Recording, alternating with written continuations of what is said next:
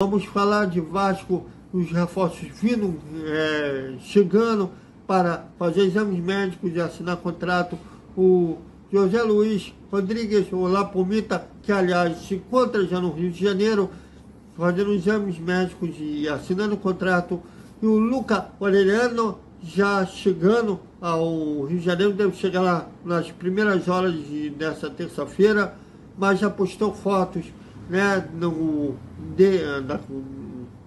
na numeração, o nome dele embaixo com a camisa do Vasco.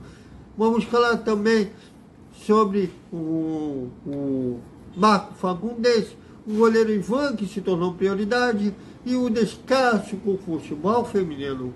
Vamos falar tudo isso após a vinheta.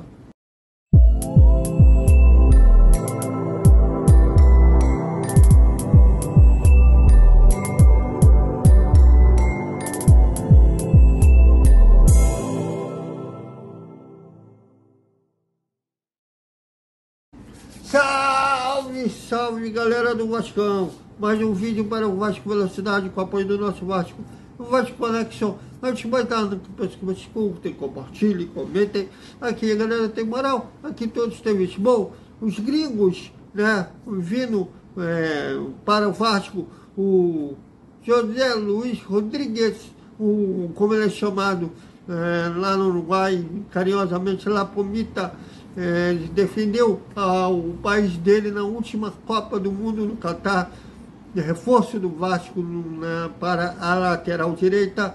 Chegou ao Rio de Janeiro, inclusive os colegas que receberam ele lá no aeroporto, como a grande Emanuele Ribeiro do Globo Esporte, ele falou sobre a vinda ao Vasco, falou que veio para ser feliz e falou que tentou fazer uma campanha ao Marco Fagundes, que jogou com ele no Nacional no Uruguai. Inclusive, os torcedores do Nacional estão uma pilha de nervo com o Vasco, estão pistola. O Vasco já roubou deles o Lapomita, que era ídolo já no Nacional, e o camisa 10 deles, que é o Fagundes, muito perto de vestir a camisa Cruz Maltina. O Vasco tem avançado bem nas negociações, poderá ser mais um reforço do Vasco em 2023. O Luca Orellano, contratado junto ao Vélez Sarsfield da Argentina, está a caminho no Rio de Janeiro, deverá chegar ainda hoje ou nas primeiras horas dessa terça-feira, mas ele já postou a foto da camisa do Vasco nas costas com a numeração 14 e seu nome embaixo, ou seja, ele deverá vestir a camisa 14. Também o Cano, quando esteve no Vasco, vestiu a camisa 14, ser o reforço do Vasco para o ataque, como ele é ponta municial, o Pedro Raul fazer os gols que dê alegria ao torcedor vascaíno. Enfim, o Vasco desistiu do goleiro Keller,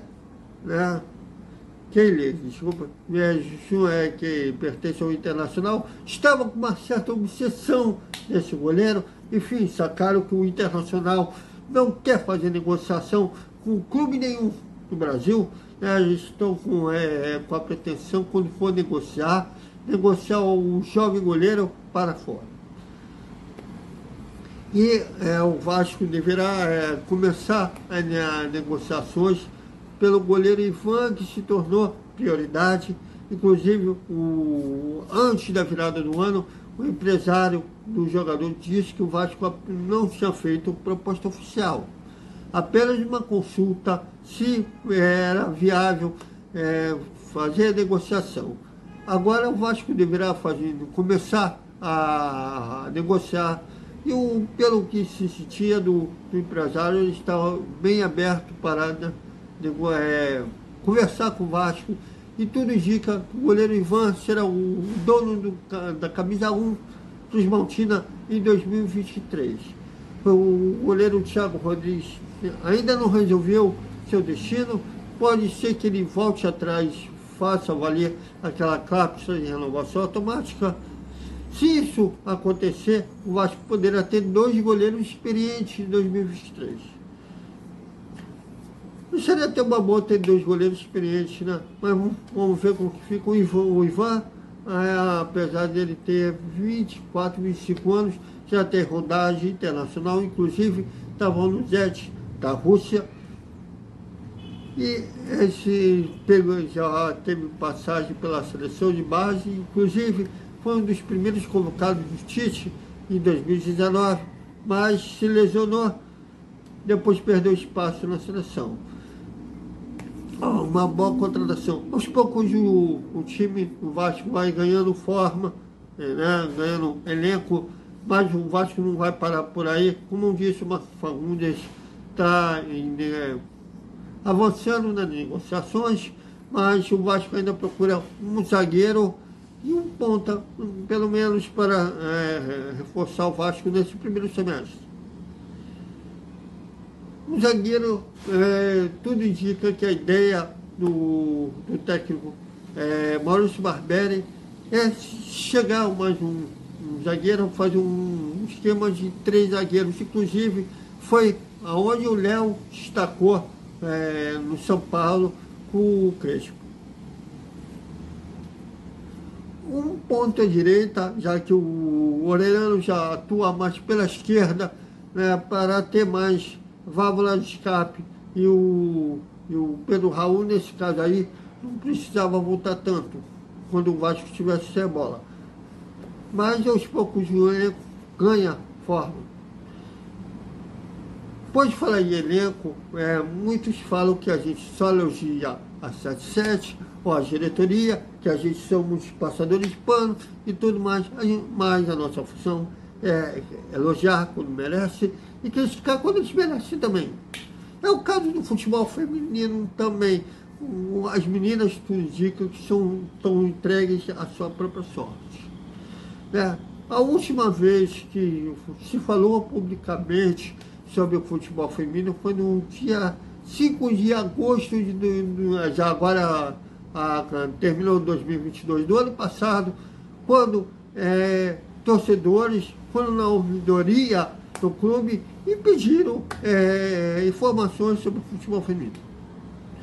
Eu sei que o que dá dinheiro ao clube é o futebol masculino, é o que desperta a atenção dos torcedores ao futebol masculino, só que o futebol feminino tem sido crescido no Brasil. Inclusive a principal emissora do país transmite o Campeonato Brasileiro Futebol Feminino, a Copa do Brasil Feminina, né? Em termos de audiência não se compara com o futebol masculino, é verdade, só que é uma realidade, não dá para fugir dela. Inclusive quando a Marta postou antes do Natal, ela malhando com a camisa do Vasco, houve um auê achando que havia retorno da rainha do futebol ao Vasco, já que ela é cria do Gigante da Colina, mas não há negociação, não há nada. Mas não se há informações sobre o futebol feminino, apesar de ter torcedores que pedem informações, não se há. Se a 77 já tem uma comunicação ruim, se tratando do futebol masculino, que é o carro-chefe do clube, o futebol feminino piorou. Mas estamos aqui, espaço aberto, quando a 77, a diretoria, quem quiser se manifestar, está à vontade aqui para colocar suas versões. Mas no momento não há informações sobre o futebol feminino. É complicado, né? Já no futebol masculino já é. Então, só para poder, os 2 reforços gregos chegando, um já chegou, na verdade, que é o José Luiz Rodrigues, o Lapumita, o Orellano a caminho, o goleiro Ivan começando a negociar com o Vasco, virou prioridade agora. O Fagundes já avançando na negociação, pode ser que ainda nessa semana seja fechada. O Vasco ainda não vai parar no Ivan, no Fagundes, tem mais reforços, estão olhando como prioridade, como mais um na zaga e quem sabe mais um ponta para o lado direito e um volante na vaga do Andrei. No momento, o Figueiredo tem sido testado pelo Barbieri, setor, mas eu acho que ele rende, ele pode ser mais útil no setor ofensivo. Mas vamos ver, né? Muitos falam do Jair, mas o Jair não está no plano do Vasco, pelo menos não fizeram proposta pelo Jair. Mas o Vasco deve ainda procurar um reforço para o lugar do Andrei. Então, até amanhã com mais um dia do Vasco, que vai chegar o Orellano e ele ainda será marcado as coletivas do Orellano e do Lapumbi. Depois de falar em coletiva, o Vasco também anunciou nessa segunda-feira a sua agenda da semana. Na quarta-feira será a coletiva do Léo, né? Deverão até falar do Pelé, porque a fisionomia dele é parecida com a do Pelé, inclusive ele tinha apelido por causa disso, Léo Pelé, né? E na sexta-feira, o Piton, o reforço para a lateral esquerda, fará a entrevista coletiva. Os dois serão o zagueiro na quarta e o lateral na sexta, vestirão a camisa do Vasco, serão apresentados de forma oficial para a imprensa e torcida. Então, até amanhã, gente, com mais um dia do Vasco.